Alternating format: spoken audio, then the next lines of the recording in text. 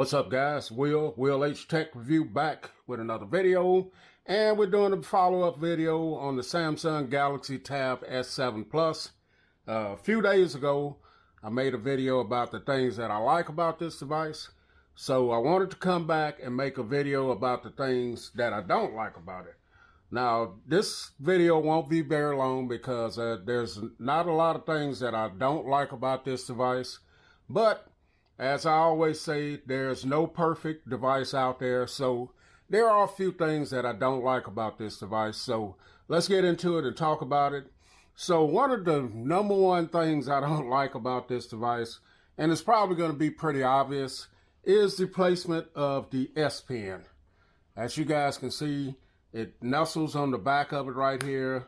It's kind of easy to knock off if you're not paying attention to what you're doing. You can easily knock this off, dislodge it.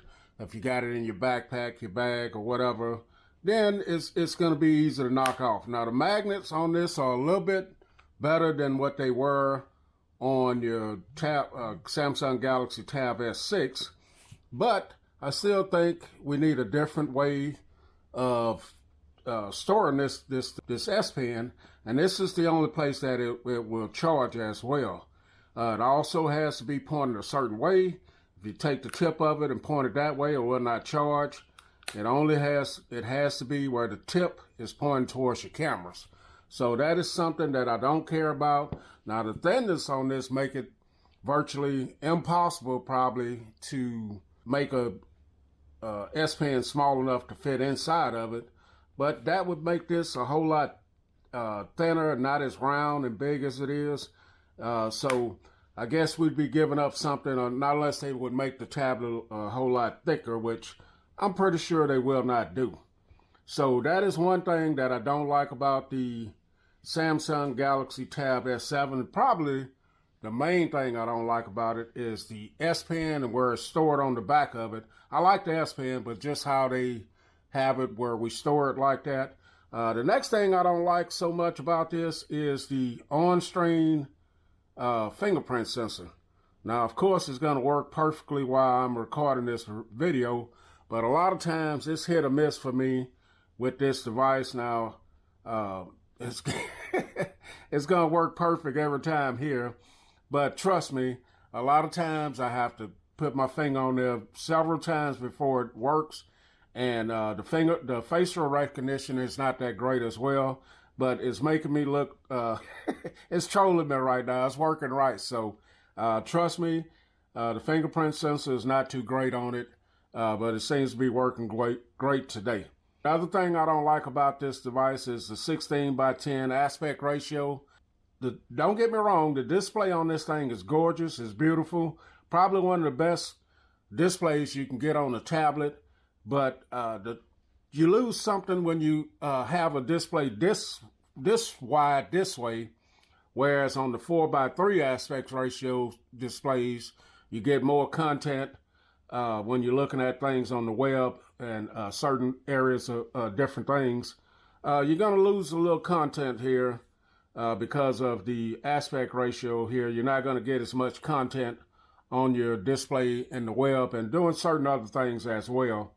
So a way to combat that is to hide your navigation bars down here where you just use the swipe gesture. So that gives you the feeling that you're getting a little bit more display.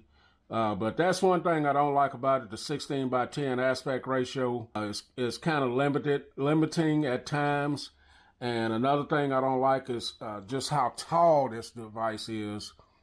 Now, we don't have natively a way like on, say, the Samsung Galaxy Note 20 to where you can come from the edges and make this all come down and shrink down.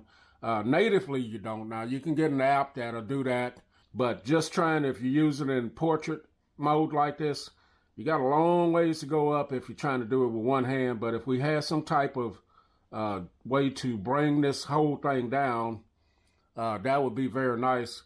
But natively, we don't have that. So that's another thing I don't like about it, how long and tall it is. And there's no way to bring it down in case you want to get into your quick toggles or just see your notification when you're holding it in portrait mode. So another thing I don't like about this, and this is not necessarily the Samsung Galaxy Tab S7 fault, but Android, a lot of the apps are not optimized to work when it's in landscape like this. One of them being Instagram. Now this is no fault of the Samsung Galaxy Tab S7 Plus, but this is something that I don't really care for when I'm using this device. Whenever I use it in using something like Instagram, now look, that's just how easy the S Pen fell off.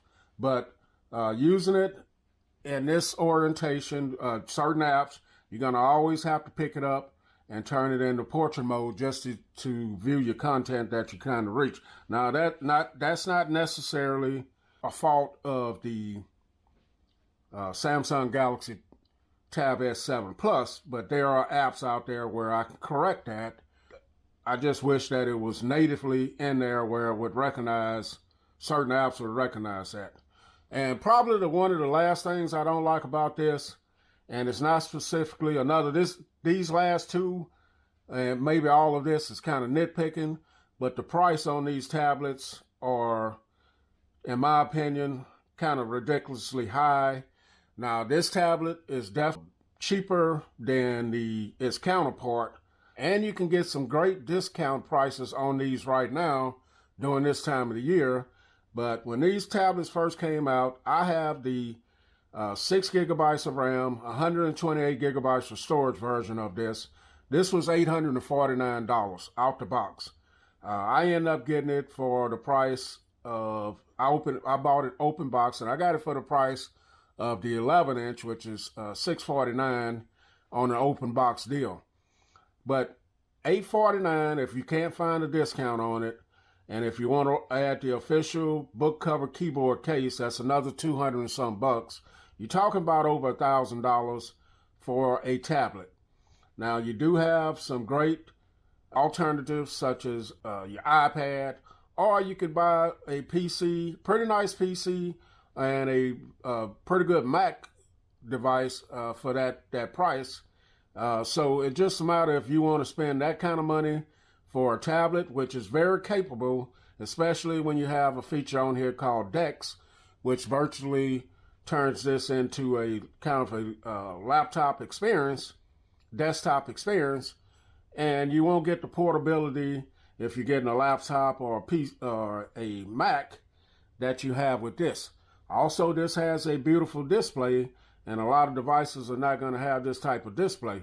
You're limited with the one port over here, the Type-C, which is capable of doing all sorts of things. You can plug in your peripherals.